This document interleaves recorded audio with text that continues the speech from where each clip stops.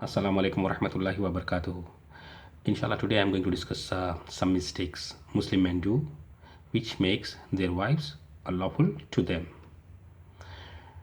During the time of Jahiliyyah, pre-Islamic time, Arab they used to divorce their wife by doing ad-dihar. What is ad-dihar? Ad-dihar is a type of statement which in which they say you are my to me you are like my mother's back. So they used to call their wife a part of their mother's body. They used to call their wife mother, and divorce used to happen. So in one incident, the name of the Sahabiya is Qala bint Malik, and her husband name was Aus ibn As Samit.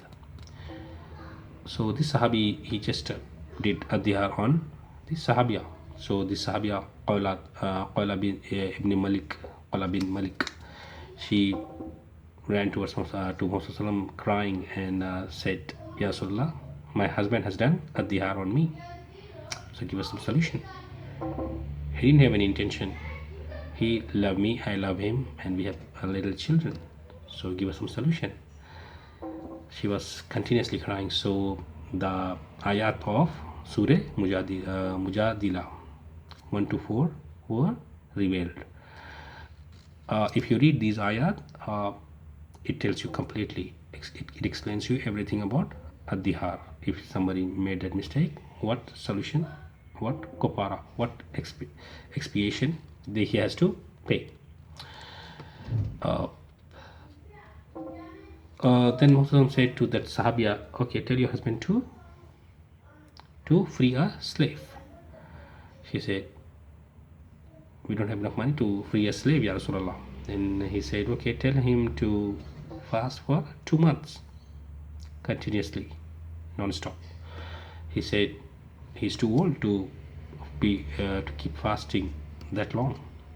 Then he said, okay, at least feed 60 people. Then she said, we are very poor, we can't afford it. Then Rasulullah said, don't you have anything to give in charity? She said, I have 1 arak of dates. I don't know how much 1 arak is, maybe 1 kilo or 2 kilo or 1 handful. And I can organize another arak of dates to give in charity. Then Rasulullah said, okay, that's very good of you. You do that, inshallah, you have paid the compensation for that mistake. So ad-dihar is if something is a terrible thing which we are not allowed to do. Especially in subcontinent culture like India and Pakistan, they use these terms sometimes, like, oh, they do adhiyar, they don't know they are doing adhiyar, but they do it. They call their wife mother, oh Mary Amma, oh my mother. Okay, you are right, my mother. This is how they talk to their wives. So this makes their wife unlawful to them. So they have to do adhiyar, they have to pay at least feed 60 people minimum. Freeing slave does not exist today, or 2 months fasting. If they can't do 2 months fasting, then you have to feed 60 people. In another hadith, the name of Sahabi is Salama ibn Shakir al-Bayadi. He said, I was all the Shabab, young man who used to love women, his wife. And so Ramadan came and I wanted to focus on Ramadan and keep myself away from my wife. So I did ad-dihar on to my wife. But one night while I was talking to my wife, discussing something, and her part of the body displayed to me, and I just could not control my desires, and I intercourse with my wife. Next morning I went to Muhammad and said, Ya Rasulullah, I made this mistake. So what solution do I have?